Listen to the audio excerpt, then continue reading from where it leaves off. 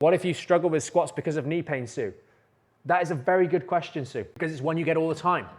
The weaknesses and the vulnerabilities that are there in your lower back, that are preventing your lower back from getting better, your inability to perform these exercises, are precisely the same kind of weaknesses and inefficiencies that prevent your knees from being healthy, that lead to dysfunctions in the hips as well. It is very, very common. And so the answer here is, well, how do you get out of the chair with your bad knee? It's a reason to find the squat that you can do without aggravating the knee. So in Sue's case, it might well be that Sue has to hold onto a door frame and do a squat in the doorway, holding on, and her squat is only here, right? So Sue, as she's working with her back rehab, will be leveraging things like the hip hinge and the single leg hip hinge as the primary building exercises for low tolerance in the spine because they don't challenge the knee as much. But she's still, make no mistake, she's still doing the squats, but she's just building that up a little bit more slowly because we have to move at the speed of the slowest soldier, the knee in this case.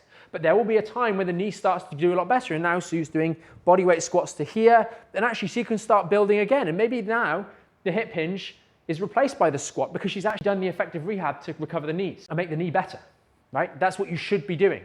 And that's also why these kind of things, they crop up with everybody.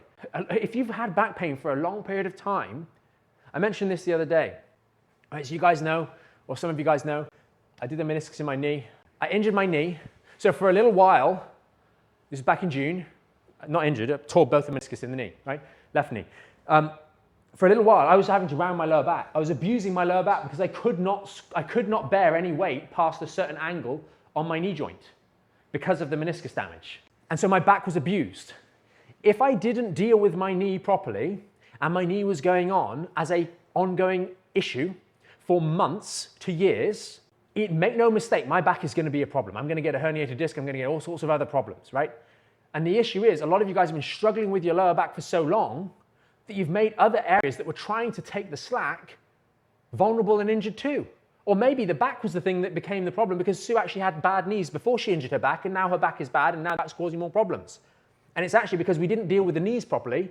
We did the classic error with the knees, which is just use them less, so the legs get weaker, so the knee gets worse, so you can do less and you're in more pain with the knees, so you do less, so you rely on the lower back more. Now the back becomes injured and the knee's a problem, and we feel like we're stuck and can go nowhere. And that affects more people than you'd probably, be aware.